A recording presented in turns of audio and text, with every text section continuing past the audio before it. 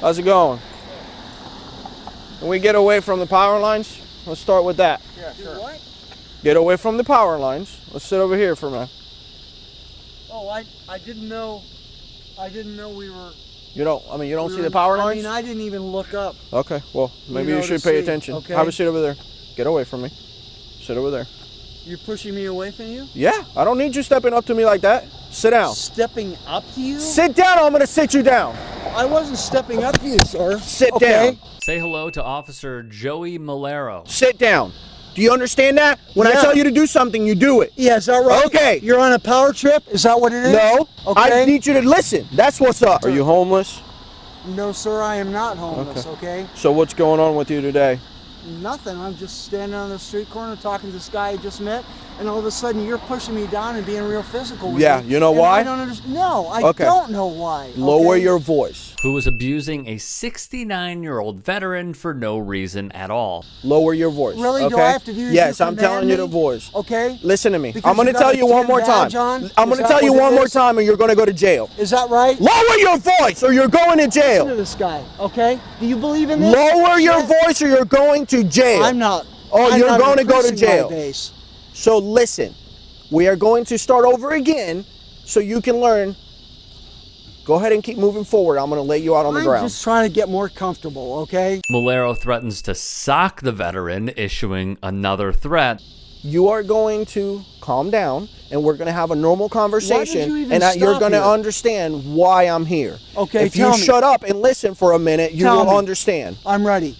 We were called here because you were here, supposedly yelling at the cars and causing a scene. Negative. Okay. Are you going to stop talking so I can explain to you? Okay. You're about to go to jail. I wasn't yelling at You're any cars. about to go to jail. That is the last time that I tell you what's going on with you.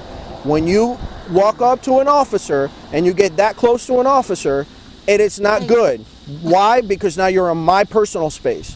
So I am telling you to back up, and when you don't back up, for you, yes, when I give you an order, right? Because when I give you an order, because you're on a power trip, because when I give you an order, is that right? Were you having some kind of issue? Did you need some assistance? Absolutely not. This guy was just trying to help me and be a good Christian. Help you on what way? In what way? What do you need help with? Spiritual way. Okay. Okay. Do you have ID on you, sir? Yes, sir. I sure do.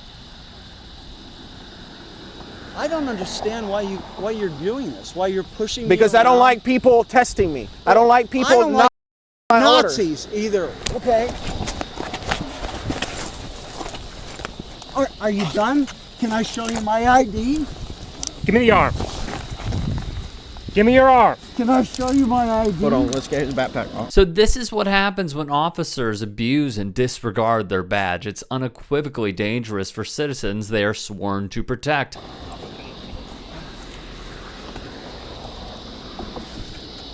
Can I have my ID back? Can I have my ID back? Be quiet. Please? Can you please pick up my ID before we go? will. I've done nothing. Stop talking! What? But I don't understand what's going on, okay? Well, You're going to jail. Right? Hey, look away from him.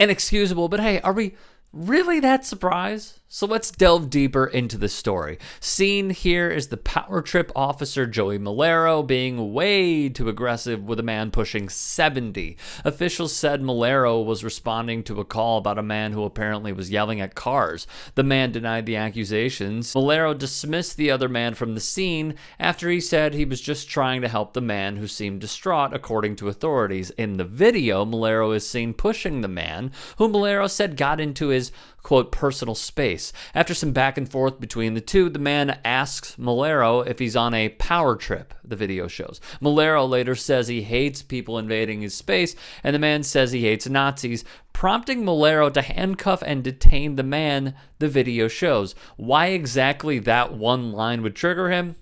Beats me. Because of his actions, Malero was fired. though the police department did their best to cover for him in the process. After the Florida Department of Law Enforcement investigated the case, they concluded the officer didn't commit a crime, which we find hard to believe. Likewise, the state attorney's office declined to file charges against Malero and referred the case back to the DeLand Police Department because that works. Here's another very unsurprising twist.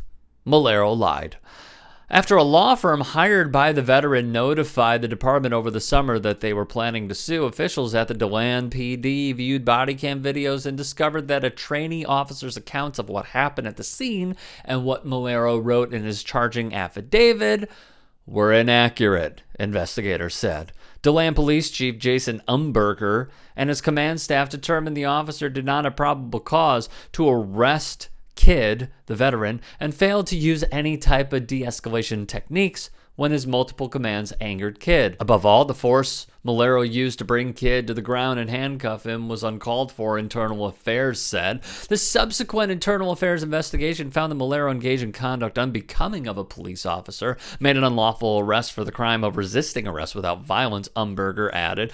Two more wrinkles in the story. Attorneys representing the man notified the city of DeLand in May about the confrontation, but it was dismissed because the video provided at the time only showed the arrest and not what led to it, according to officials. The state attorney's office declined to prosecute the case, which was referred back to DeLand. The case was later settled out of court, but the least surprising news you'll hear today, even with all this sufficient evidence of misconduct and brutality, an arbitrator determined the city's investigation into Malero's actions was flawed. City officials say the arbitrator agreed his actions warranted termination, but gave him his job back based on technicalities. It's unbelievable, Malero's victim, Alan Kidd, said. So Malero, represented by the International Union of Police Associations, immediately contested his dismissal, triggering a grievance and arbitration process that, more than 2 years later, ended in March with a decision by the appointed arbitrator, Christopher Schulman, that Malero could rejoin the police force. This police officer was totally out of line, and there's no way he should ever have gotten his job back as a police officer or as a gardener, as far as I'm concerned, Kidd said. City officials agree with Kidd. They maintain termination was the right move despite the arbitrator's decision. We found that there was actually a pattern of mistreatment of members of the public who didn't necessarily comply with his demands, the city's spokesperson said. My God, this exposes a serious flaw in the system that allows an officer with a history of misconduct to continue their employment without facing the appropriate consequences for their actions. Malero had been training a newer officer and said he might have been more aggressive than usual during the encounter with Kidd to set an example for a rookie who had been deemed too passive. Malero, an officer with the department since 2013, also said during arbitration that the way he treated Kidd was the way he had been trained to behave. And that, my friends, is exactly the problem.